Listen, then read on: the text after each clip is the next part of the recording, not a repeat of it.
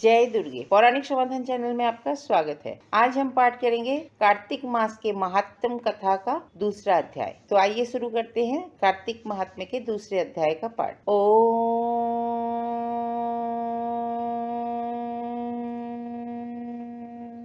श्री गणेशाय नमः। मधुसूदन भगवान की जय। कार्तिक मास महात्म्य कथा अध्याय 2। भगवान श्री कृष्ण आगे बोले, हे प्रिय, जब गुणवती को राक्षस द्वारा अपने पति एवं पिता के मारे जाने का समाचार मिला तो वह विलाप करने लगी। हा नाथ, हा पिता, मुझको त्याग कर तुम कहाँ चले गए? मैं अकेली स्त्री तुम्हारे बिना अब क्या करूं? अब मेरे भोजन, वस्त्र आदि की व्यवस्था कौन करेगा? घर में प्रेम पूर्वक मेरा पालन पोषण कौन करेगा? मैं कुछ भी नहीं कर सकती। मुझ विधवा की कौन रक्षा करेगा? मैं कहाँ जाऊं?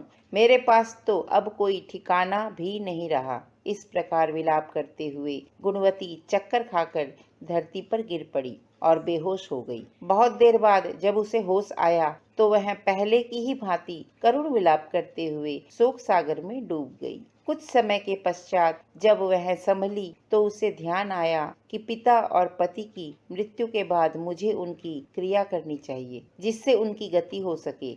इसीलिए उसने अपने घर का सारा सामान बेच दिया और उससे प्राप्त धन से उसने अपने पिता एवं पति का श्राद्ध आदि कर्म किया। तत्पश्चात वह उसी नगर में रहते हुए 8 पहर भगवान विष्णु की भक्ति करने लगी। उसने मृत्यु पर्यंत तक नियम पूर्वक सभी एकादशियों का व्रत और कार्तिक महीने के उपवास एवं व्रत किए।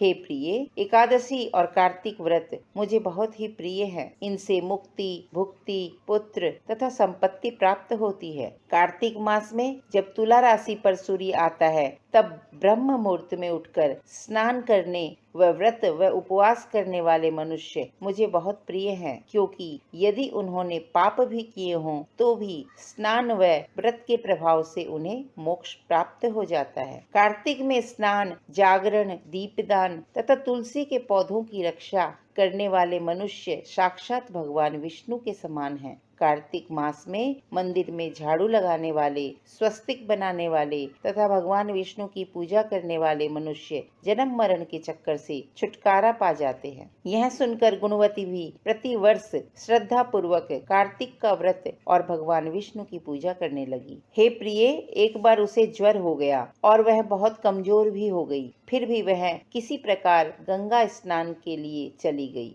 गंगा तक तो वह पहुंच गई, परंतु शीत के कारण वह बुरी तरह से कांप रही थी। इस कारण वह शिथिल हो गई। तब मेरे अर्थात भगवान विष्णु दूत उसे मेरे धाम में ले आए। तत्पश्चात ब्रह्मा आदि देवताओं की प्रार्थना पर जब मैंने कृष्ण का अवतार लिया तो मेरे गण भी मेरे साथ इस पृथ्वी पर आए, जो इस समय यादव हैं। तुम्हारे पिता पूर्व जन्म में देव शर्मा थे तो इस समय सत्यराजित है। पूर्व जन्म में चंद्र शर्मा जो तुम्हारा पति था वह डाकू है, और हे देवी, तू ही वह गुणवती है। कार्तिक व्रत के प्रभाव के कारण ही तू मेरी अर्धांगिनी हुई है। पूर्व जन्म में तुमने मेरे मंदिर के द्वार पर तुलसी का पौधा लगाया था। इस समय वह तेरे महलों के आंगन में कल्प वृक्ष के रूप में विद्यमान है। उस जन्म में जो तुमने दीप दान किया था उसी कारण तुम्हारी देह इतनी सुंदर है और तुम्हारे घर में साक्षात लक्ष्मी का वास है। क्योंकि तुमने पूर्व जन्म में अपने सभी व्रतों का फल पति स्वरूप विष्णु को अर्पित किया था, उसी के प्रभाव से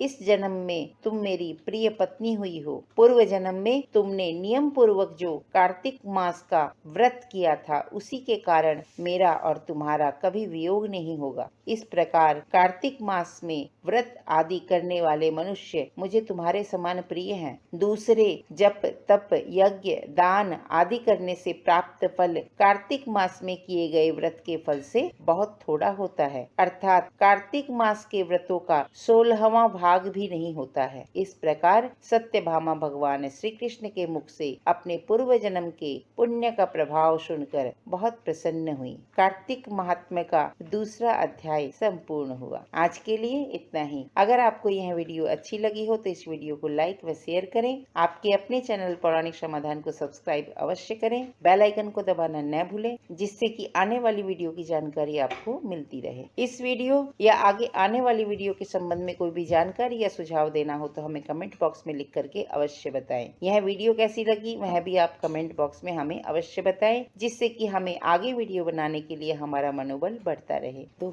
माँ भगवती की कृपा आप सभी भक्तजनों पर सदैव बनी रहे। जय दुर्गे।